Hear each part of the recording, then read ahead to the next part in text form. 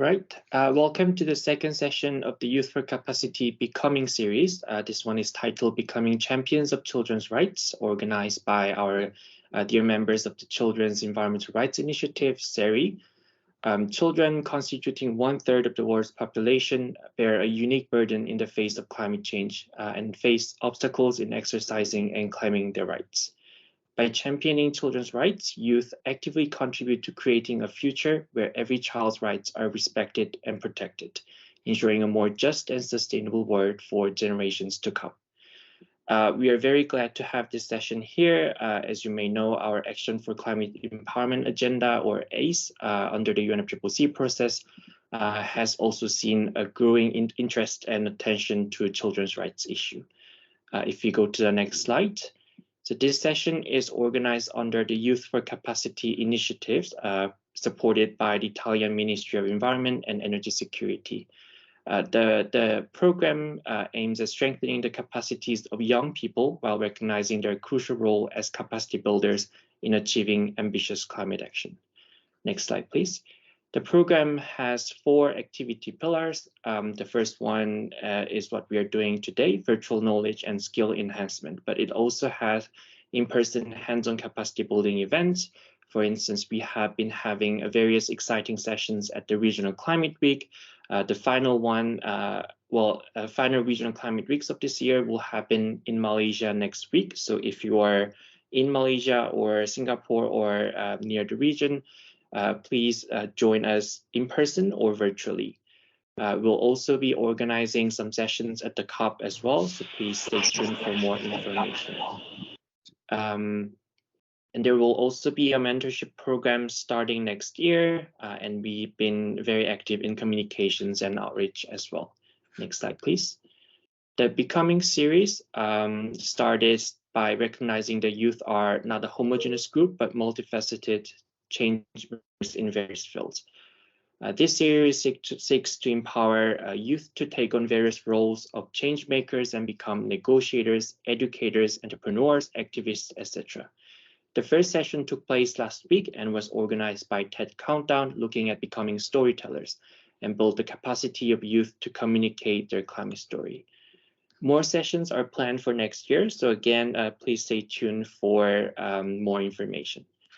Final slide from our end. Please scan the QR code on the screen to learn more about Youth4Capacity and get the latest updates on the sessions. And huge thanks to our CERI colleagues, partners, speakers, audience for attending this session. I'll now pass the floor to our moderator, Ben, from the Child Rights International Network. Ben, you have the floor. Thank you. Hello, everyone. I hope you're all doing well, and I also really want to thank you for being here. My name is Ben. I'm 17 years old, and I live in Belgium. I'm a climate advisor of an organization called Child Rights International Network. I've been an activist since the age of 11, and I've been the youth advisor of the Belgian Children's Rights Commissioner for the past 4 years. That being said, it's a personal experience that has led me to found my own campaign. 2 years ago, my good friend Rosa was one of the 220 people who lost their lives in the European floods caused by the climate crisis. Rosa was only 15 years old when she died. Since then, I started a campaign called Climate Justice for Rosa. The goal of this campaign is to show that the climate crisis is not about statistics, but about people's lives. People worldwide are dying because of the climate crisis, and we need to do something about it. I know we have a diverse audience here, and I want to make sure everyone understands everything. I'm kindly asking our speakers to limit the use of acronyms because I know how complicated that makes things. Trust me, I've struggled with all of these initials myself. Before we dive into the details, let me give you a brief background of why we're here and what we're hoping to accomplish. First off, who is helping to organize this webinar and what are they advocating for? The Children's Environmental Rights Initiative is a global coalition. It includes activists, technical experts, policymakers, and young people from around the world that want to ensure that children's rights to live in a clean, healthy, and sustainable world are respected. CERI was originally set up with the help of the UN Special Rapporteur on Human Rights and the Environment, with partners from the environmental and child's rights fields.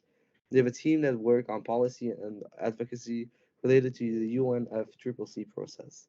This team tries to find ways to include children's rights in the COP negotiations. More about that later. As we all know, climate change affects everyone, but children, individuals under the age of 18, are disproportionately affected due to their size and the fact that they're still growing. It's crucial for us to address their challenges and ensure their rights are protected. You already might have heard about the United Nations Convention on the Rights of the Child, which recognizes the unique rights of children and the need for targeted action. It is the most widely adopted UN treaty. All but one country worldwide supports it. Unfortunately, this commitment hasn't translated strongly enough in climate policies. Only a small percentage of major climate funds support programs specifically for children, and children are not given enough opportunity to take part in decision making. But there's a good part. There's hope. There's always hope. Just a few weeks ago, on September 18th, the United Nations Committee on the Rights of the Child launched General Comment number 26 on children's rights and the environment, with a special focus on climate change. This important document offers valuable recommendations on how we can guarantee children's rights in the face of the triple planetary crisis. You'll get to learn more about this over the next hour. Now, let's talk about why we're having this webinar. Our main goal is to raise awareness among young people about the risks and challenges that children face due to the climate crisis. We want to empower all of you to become advocates for children's rights and be change makers for current and future generations. You all can be allies for children in climate spaces.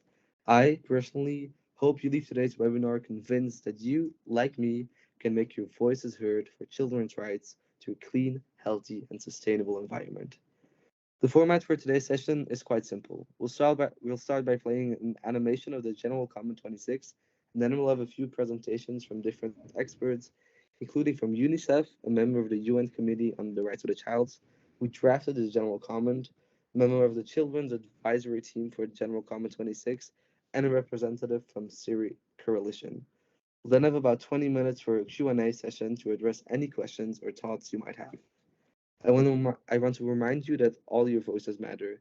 I want to hear your thoughts, questions, and ideas. We'll also share relevant information and information about the end of the webinar, including on COP28 side events that you might be interested in attending, whether online or in person. I think you've heard enough from me by now, so let's start by watching a short video that will explain to you what General Comment 26 is. You'll be amazed once you realize how many kids have participated in making this important document.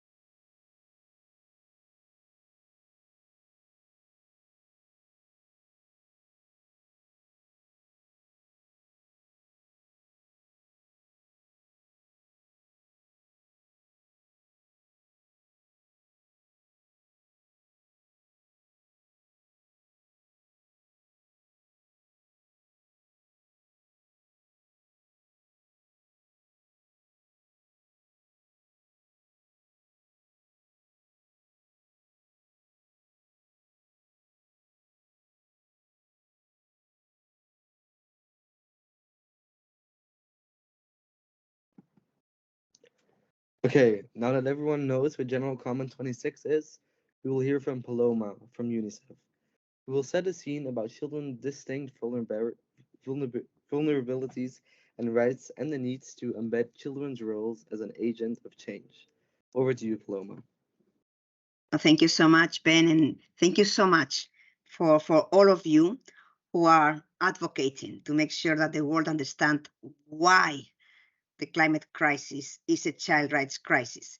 And we have a unique opportunity in the coming COP28, what is called the Inclusive COP, to be the first COP ever who truly discuss and takes decisions on how best to invest and to protect the rights of every child. Don't take for granted that everybody understands why and how the climate crisis is impacting children. And also people don't understand that we are not only talking about the future of children, we are talking about the daily lives and how the impact of the crisis is affecting every single right, not only the right to a healthy, safe, and sustainable environment, but it's also the right to safety, the right to health, the right to education, the right to protection. As you all know, I hope by now, UNICEF is following up and tracking the 1 billion children who are living in countries that are at extremely high risk from the impacts of climate change. 1 billion children who are losing their homes and schools because of violent storms. They are suffering from severe wasting when local crops fail due to drought. They are losing their lives to pneumonia brought on by toxic air pollution that is directly linked to the burning of fossil fuels. Children's bodies and minds are uniquely vulnerable to pollution, to diseases, and to disasters. And at the moment, we are surpassing all the historical trends. We have to let the world and the decision makers know that children under 5 shoulder nearly 90% of the global disease burden associated with climate change. Climate change is also affecting children's education, from the impact on school infrastructure to the inability to concentrate due to heat waves or dropping out of school related to flooding. Children's journey to school are affected, or their families may no longer be able to afford schooling due to the impacts of the climate crisis on their livelihoods. Children are victims, of course, but also they are agents of change, and they have played a transformative role by drawing the eyes of the world to the climate crisis and pushing for ambitious action. We don't want just to be talking about children and young people, by the way, as vulnerable population. We want to be talking to them, engaging them as agents of change and as really people who have to be at the negotiation table, at the drawing boards. But that's not what is happening at the moment. In more than 30 years since the UNFCCC was signed, minimal attention has been paid to incorporating children's rights in climate action. Parties to the Paris Agreement have agreed that the states should take climate action and also should respect, promote, and consider the rights of children, as well as intergenerational equity. That's very nice in writing, but that commitment has not been translated into significant climate policy initiatives or investment. The result is that children's distinct rights, needs, and voices are consistently overlooked in climate policies, action, and investment at all levels. Let me use 2 examples. One is going to be the NDCs, the nationally determined contributions. Another one is going to be climate finance, because those, as you know, are 2 of the core agendas for COP28 in very few weeks. If we look at climate policies, less than half of the nationally determined these contributions, the NDCs, globally are child sensitive. Only 30% of NDCs mentioned that the NDC process was participatory and involved young people. Even less, only 3% mentioned that the process involved children. 42% of NDCs do contain child-sensitive commitments on education, and it's very welcome. But we hope that the next round of NDCs, due in 2025, will significantly increase that focus and will prioritize child-responsive NDCs.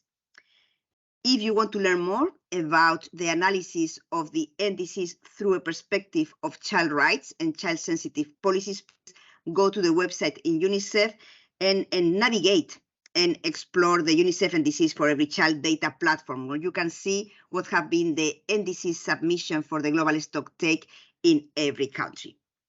But it's not only NDCs who have been really ignoring children, also the climate financing.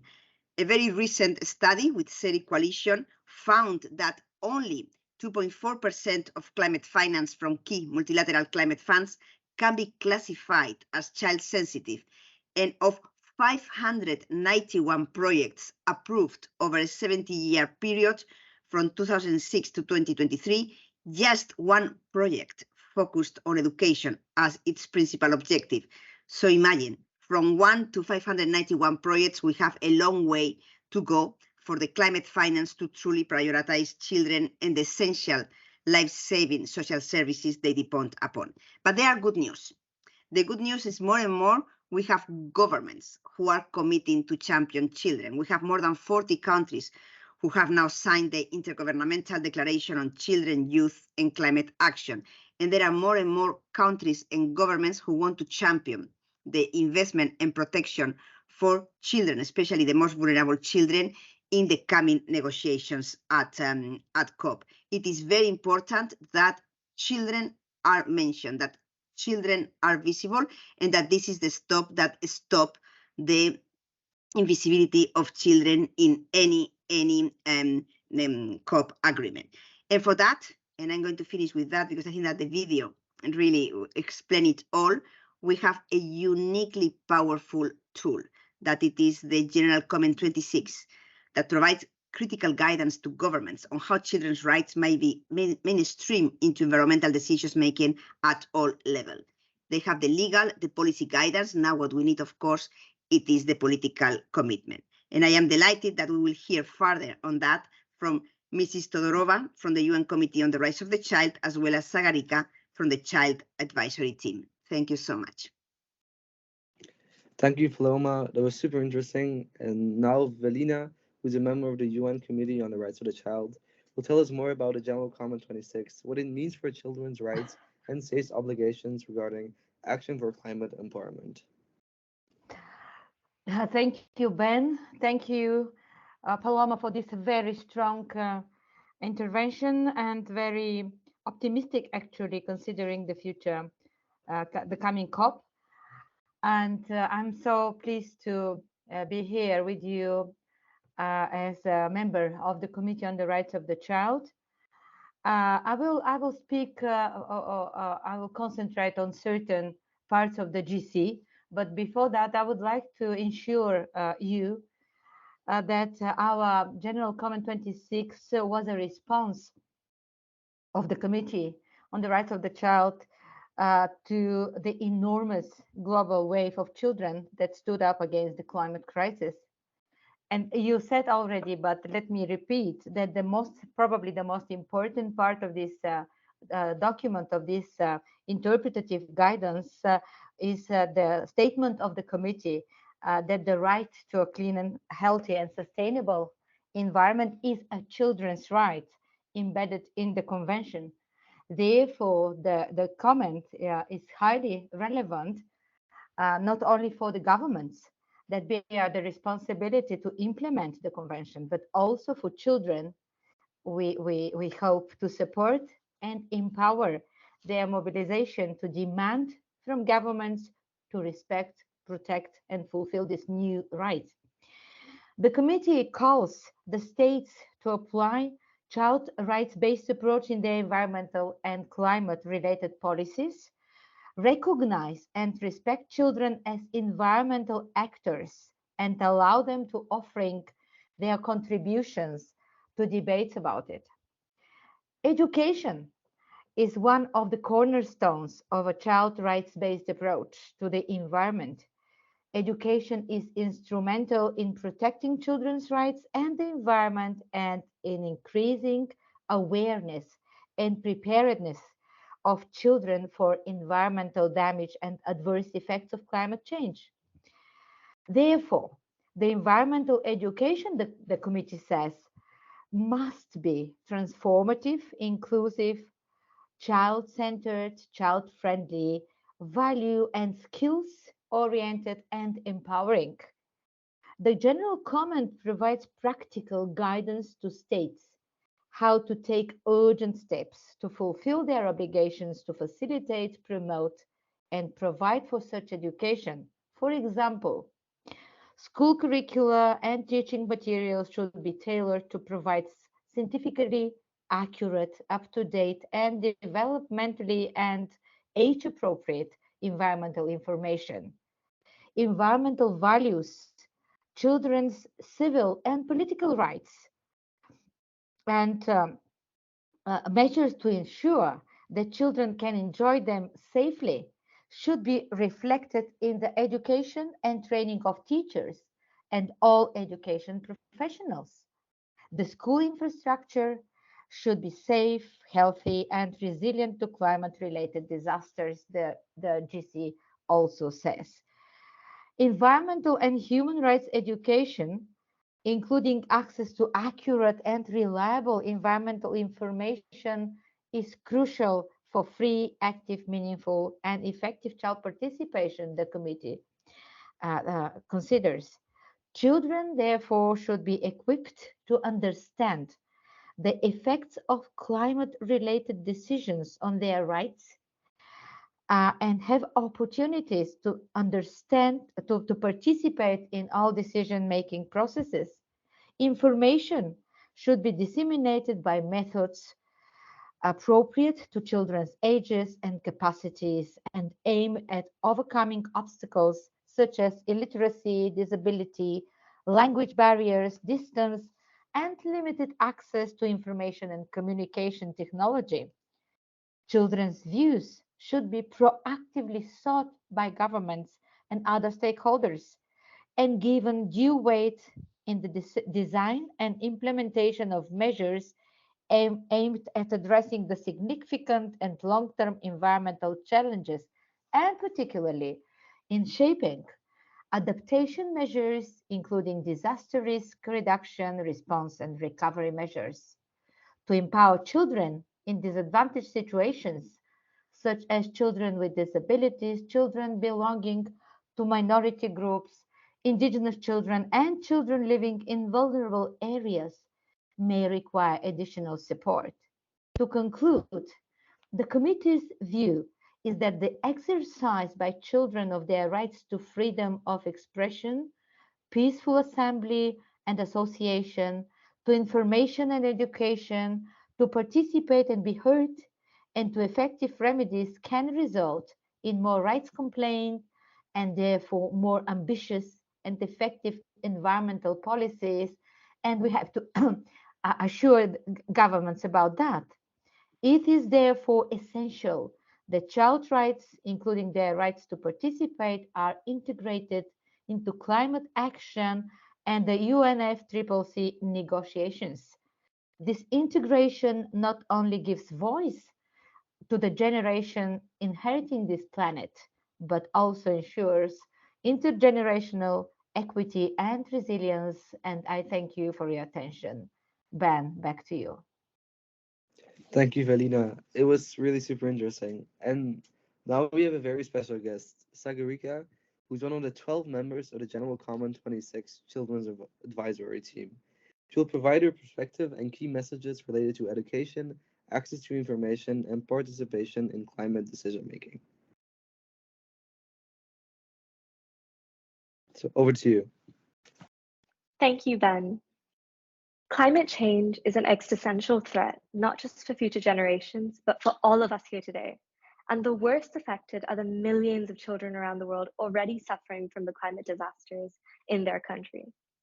Children represent 1/3 of the global population and are uniquely and disproportionately affected by devastating consequences of climate change. They are also the most affected stakeholders in terms of long-term climate impacts. Climate change impacts are particularly acute for girls and other groups of children experiencing intersecting forms of discrimination and inequality, and poses major threats to their health, nutrition, education, and future. You've heard their voices and seen their plight in the news from all around the world. It is now time to listen and make the decisions that will protect their right to a clean, green, and safe environment, and thereby safeguard their future. We do not need to be victims of our circumstances, but powerful architects of change. Sustainable development means that we truly do not leave anybody behind, and through educating children better on their environmental rights, they will be able to work along with the United Nations to influence states to reduce air pollution and hazardous toxic waste pollutants, ensuring that they have access to clean water, sanitization, and quality healthcare wherever they may live. Unless children can fully understand the threat to their local communities and biodiversity, they will never be able to commit to actions to protect it. As we saw in the video earlier today, on 18 September 2023, the United Nations Committee on the Rights of the Child launched the General Comment number 26 on children's rights and the environment with a special focus on climate change, offering a wide-ranging guidance to states on how children's rights under the UN CERI can be upheld in the face of the triple planetary crises. I am privileged to be a member of the dedicated Children's Advisory Team formed to conduct the consultations of the General Comment 26, because I truly believe children need to be active participants in policies that will determine their future. General Comment 26 is authoritative guidance on how children's rights are impacted by the environmental crisis and what governments must do to uphold these rights to ensure that children live in a clean, healthy, and sustainable world.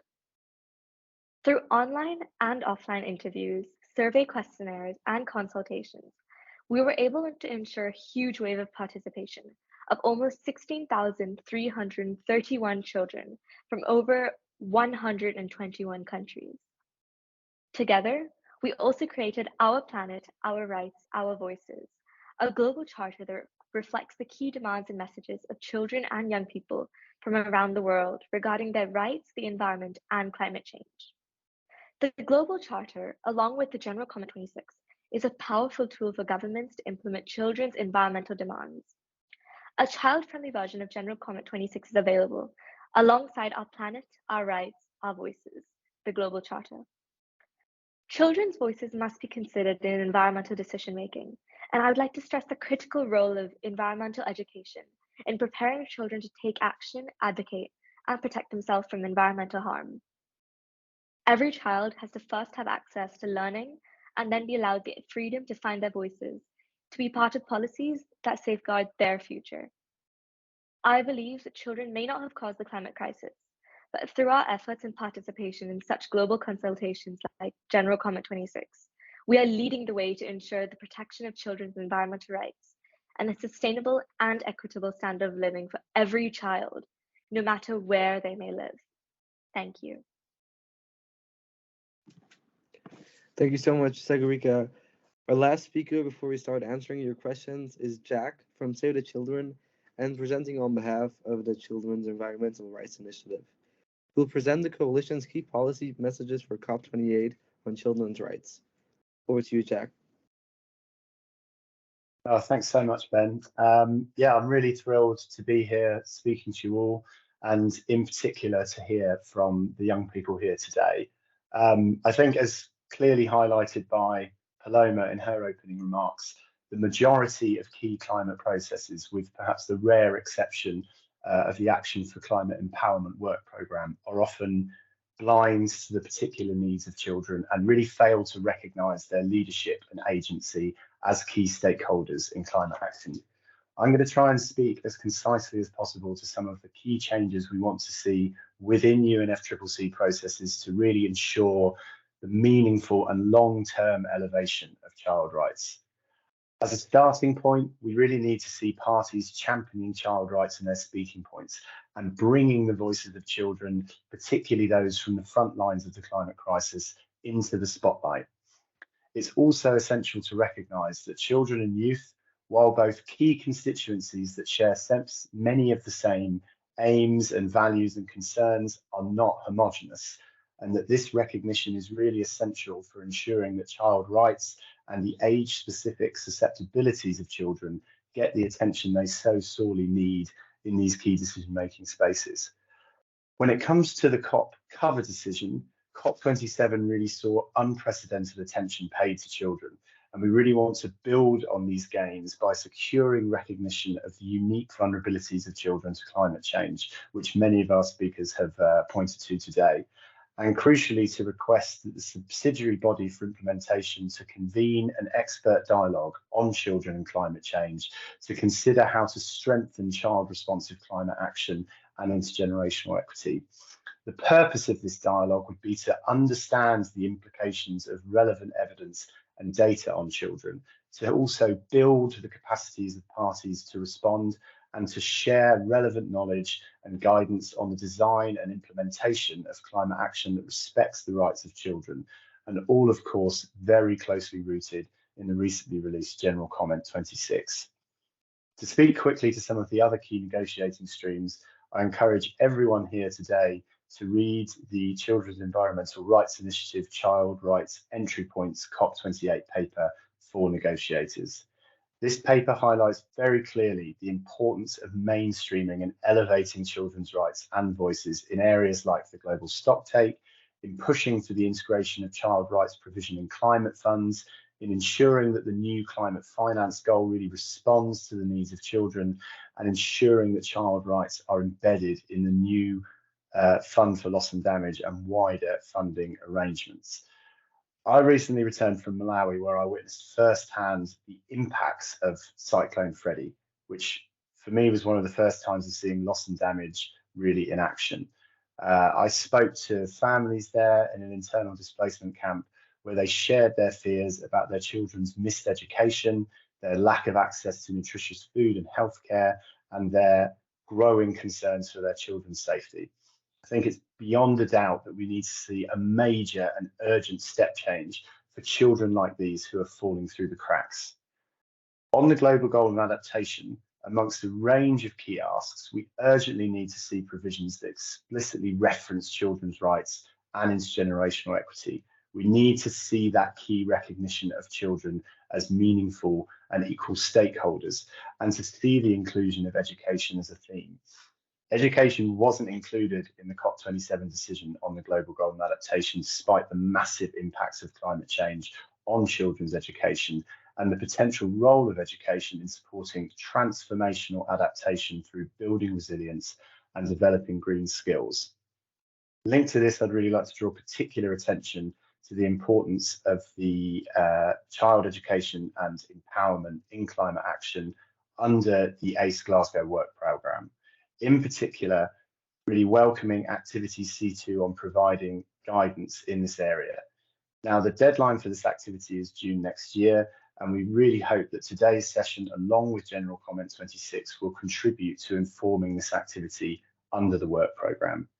We all know there are still a great number of obstacles that prevent children from accessing quality and inclusive education on climate change and from participating meaningfully and safely in climate action, particularly for those impacted by inequality and discrimination. We'd recommend all the participants on the call to read our coalition briefing, A COP Fit for Children, for more information on this front and more thinking on how to bring children into this space in a safe and meaningful way.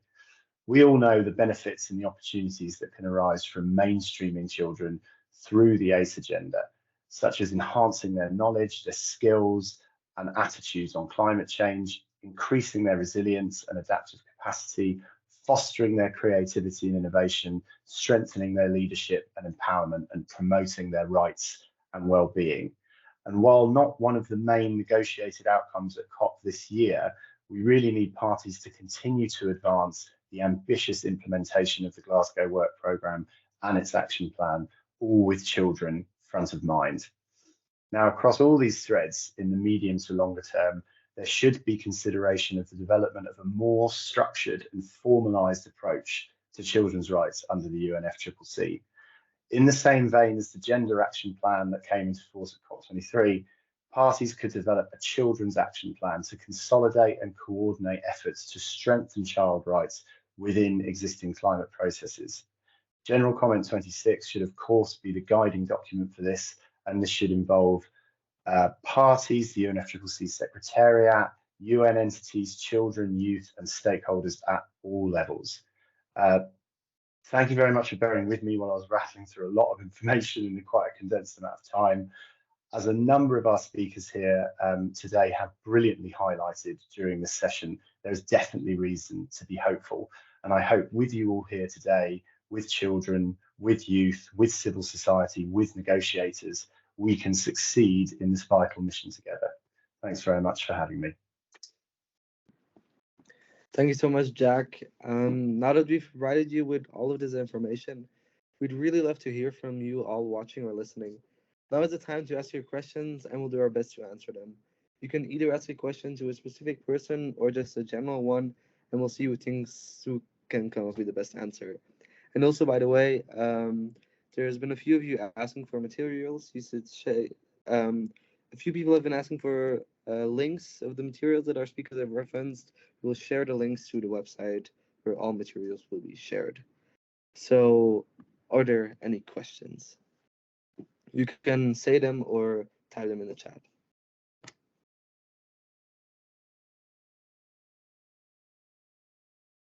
So maybe I will ask the first question. How can I know if someone in my country is working on these issues? Who feels like answering?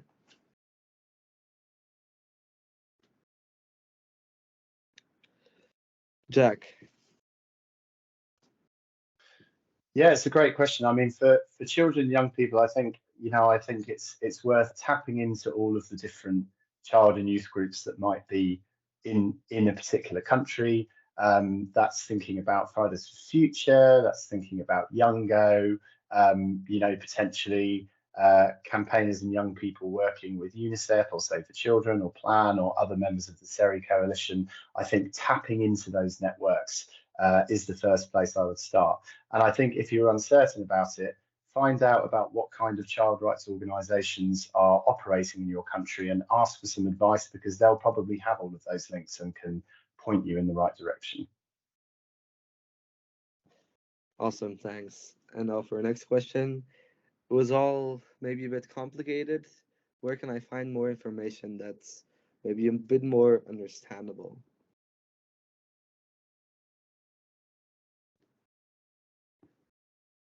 Good luck with that. This is Paloma. Good luck with that.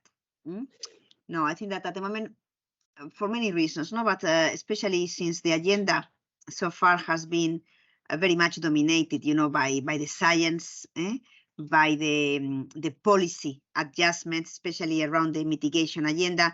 It is true that sometimes it is not easy to be able to engage, because it seems that you have to have 11 PhDs and to have been here since the Paris Agreement to be following up. So I would say that people have to understand what are the podcasts that they think that are run by people who really are educational or are people who can explain. I think at the moment as well, there is a fantastic TikTok, by the way, or YouTubers where young people are trying to bring to the realities. But you're right, this is daunting. This is in a case we are all referring to the IPCC reports, and sometimes we don't understand a lot of what they are saying. But of course, we say if it's said by them, has to be true. And this is why I really applaud the Committee on the Rights of the Child for the effort that they have done to put together the child-friendly version. By the way, I understand much better the child-friendly version than the official legal document. And I saw the chair of the committee, when she presents to member states the general comment on disease, she always uses the child-friendly booklet and also the video. So I agree with you. We have to make an extraordinary effort to make sure that we relate what it is, the information out there, what the impact and what's going on in our day-to-day life. And I don't know why in climate is more, if you talk about health issues or other issues, it's much easier to grasp and unpack the information. In the case of climate, is still tremendously scientific, tremendously technical. So very valid point. That's why climate education is going to be so important. Thank you, Paloma. And now there's a question for Sagarika and me, so I'll first pass it on to Sagarika. How did you succeed in getting your voices heard, and what can those who are over 18 do to help under 18s get their voices heard? That's a great question. I think obviously it's been a very big journey, but being supported by the United Nations Committee on the Rights of the Child and working with people who are like-minded, being on a team of children and youth who are so passionate and working on the General Comment 26, I think just the creation of the General Comment 26 was a success in itself. I think that was a revolutionary moment for children, and represented the fact that our voices are being heard. And I think at the end of the day, that requires so much effort, getting into contact and getting through to children of all different backgrounds from so many different regions, and obviously getting input from 16,331 children. It's a process. It's definitely it's a task, but I do think just the overall ability and the effort being put in between children and adults working together to come to this end goal was a success in itself, and the experience was very enlightening. I think I missed the second question, but yeah. Oh, it was how can over 18s help under 18s get their voices heard? I think over 18s, unfortunately, right now, which should not be the case, they are heard more. And I think as time passes, that balance is sort of being sorted out, but it's still something that requires both groups to work together on. And I think having that support from someone who who's a little bit older, I think just the relationship and the ability for them to work together is essential. I've been very privileged to work with so many different people who provided me with that insight and helped me expand on my work as well. And just being there and supporting in whichever way possible is essential, I think. And yeah. Thanks. So I'll also try to answer that one. It's very difficult to get your voice heard, and you just have to keep going. You have to keep believing, but because you can have your voice heard, and you also like maybe 10 actions fail, but that one thing that doesn't fail that you succeed in, it's worth everything. And so you just really have to keep going. And for those over 18s, help under 18s, it's super important. I have had a great help with all kind of people supporting me, and also I think also for you, Segurika, Corinne has been a real great help with advising and also asking me to be here. So yeah, I think just help in any way, all the help is welcome. And also remember that we're all in this together and we will succeed together. You have to keep believing that. So yes, I'm gonna keep it with that. Felina, you stick up your hand. Yes, thank you. I just wanted to add that you should also rely on, and you should find the right adults and rely on their support. It's very important to find adults. Probably these should be teachers or sometimes parents or child or civil society organizations that are well informed, that protect, that respect children's rights and respect children as agents. So adults should not be excluded. You should rely and should find them, and they will support you. I believe. And just to mention, it was mentioned the child-friendly version of the comment, and also the process. I would like to tell you also that the committee was not alone in this endeavor, in this process. It's a very difficult process because of this technical matter, this very difficult to understand issues, as you, Ben, mentioned, because we are child rights experts, but we are not environmental and climate experts there. So we gathered a lot of support from experts from all over the world, NGO, civil society, Terrorism. So the general comment is a result of our joint efforts, and the committee actually was the major actor, but we should not forget the supporters. And I wish you success in your movement. Thank you so much. Now I'd like to pass it on to Diksha, who has a question. Oh, yeah. Hello, everyone. I have a question. Like, I'm working in the field of, climate change and sustainable development from past 10 years around. And this issue of, climate change and its effect on child rights and child are not that much spoken, in the different platforms that I've been through. So I just want to know that how to reach out to such groups or like-minded people, who are involved in this field and who are eager to work more on this field. So if anyone can guide me or help me to reach out to those groups, that would be very, helpful. Thank you.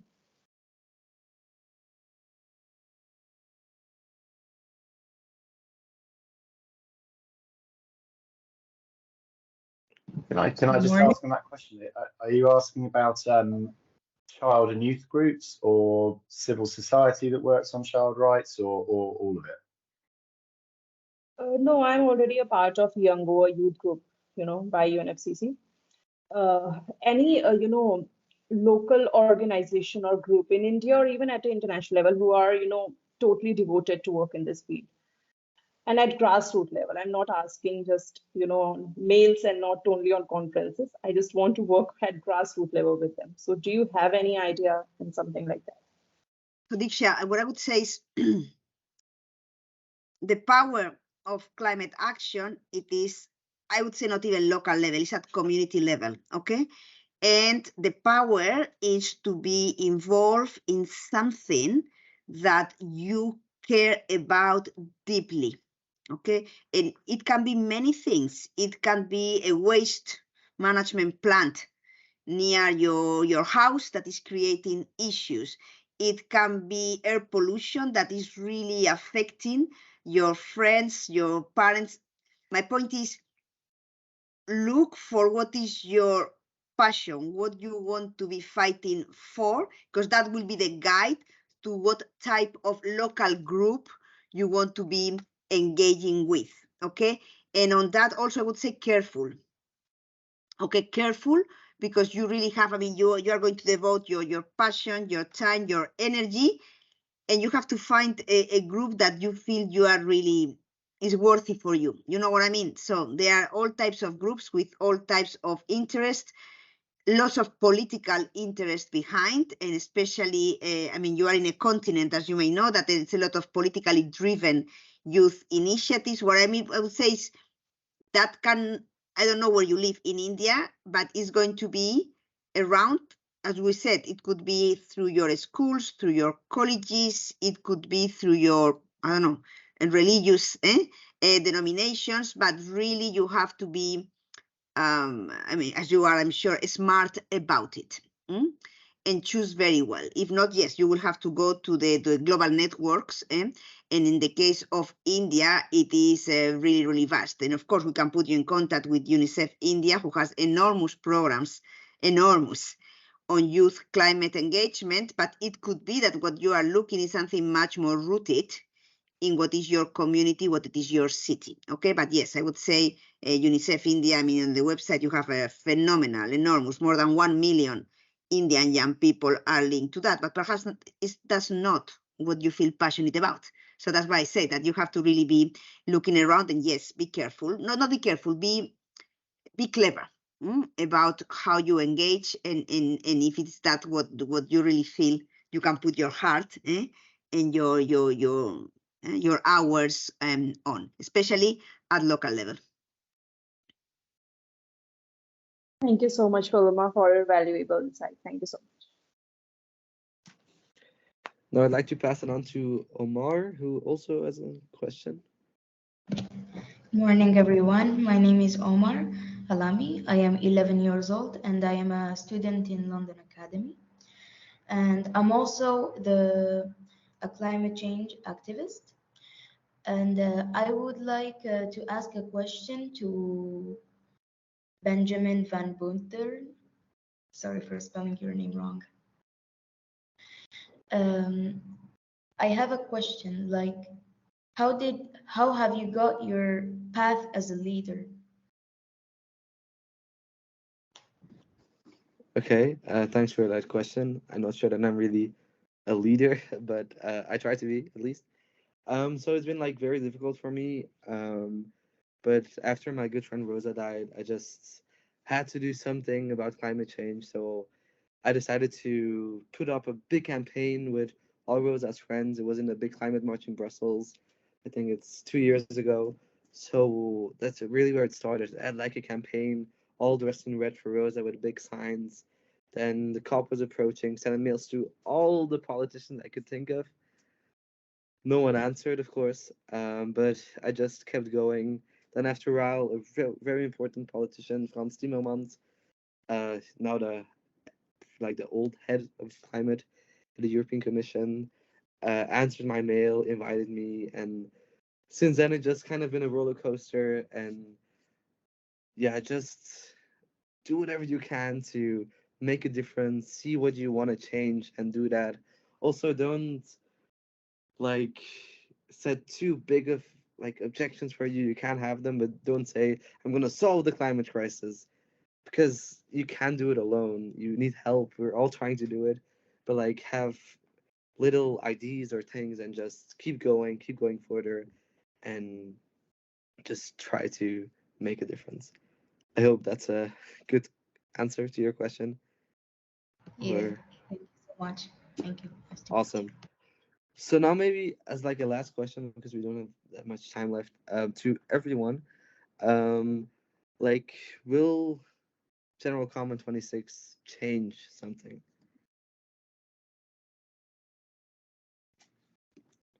Like, will it have an influence? And maybe on things like climate litigation, for example. Jack. Yeah, it's a great question. I mean, and I think, you know, a few of the panelists have rightly talked about, you know, reasons to be optimistic, and General Comment 26 is definitely one of them. And there are a number of different things that have happened in the last few years in the kind of multilateral space that give us reason to be hopeful. Now, General Comment 26 is definitely a critical one, and another one is the right to a healthy environment. Which also includes specific mention of children. Now, the more we start getting these different tools to engage with governments across the world, I think it will have a significant difference. And you mentioned strategic litigation. Obviously, we saw a case in the States recently with the state of Montana, where a group of children and young people won a case on the basis that the state of Montana was investing too much in fossil fuels and pumping fossil fuels out into the atmosphere, and by leveraging the right to a healthy environment, they were able to win that case. And that was one of the most significant cases that have been won, led by children and youth. So, I mean, that in particular for me, that gave me great hope for the future. And I think, as you say, strategic litigation is definitely one of the newer tools in our arsenal for claiming climate justice for children and young people across the world. And we're definitely thinking about how we can leverage pieces like the General Comment, like the right to a healthy environment in those spaces, to see more wins like that start to come to the fore. And hopefully, when we go to COP28 at the end of the year, we'll start to see pieces like the General Comment filtering through. And I've been really buoyed to see a number of governments and kind of multilateral agencies really making a point of putting the General Comment high up on their agenda. And it's clear that it's percolating through in a lot of important policy making spaces. So while obviously we all know the scale of the challenge and what's ahead of us, I do think there is reason to be hopeful about some of these bigger moving pieces in the multilateral space. Thank you, Jack. Now maybe a quick comment from Paloma. Definitely. I think that, no doubt. I think even for COP28 to have the General Comment is really elevating the interest of perhaps human rights always have been in the language of UNFCCC and others, but now it's human rights, it's child rights.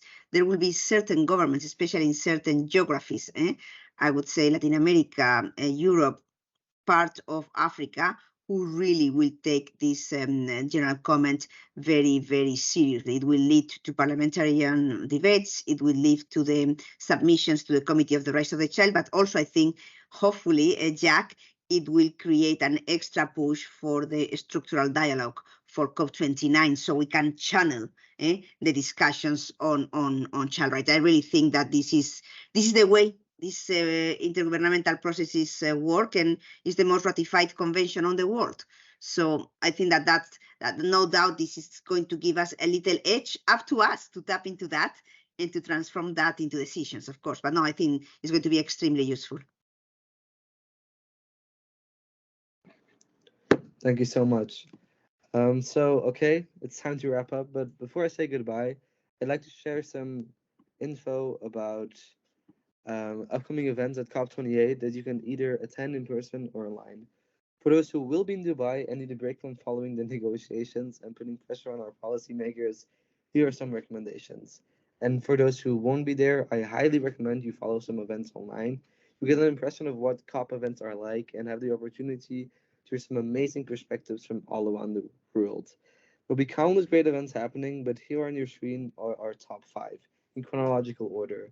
We'll also put this info on an email. The first one is my own event with passionate young speakers from Europe, Tuvalu, Mexico, and Bangladesh. Definitely come say hi if you're in Dubai. I'd love to meet you. The second one is about the right to a healthy environment. The third one is about placing children's rights at the heart of climate action.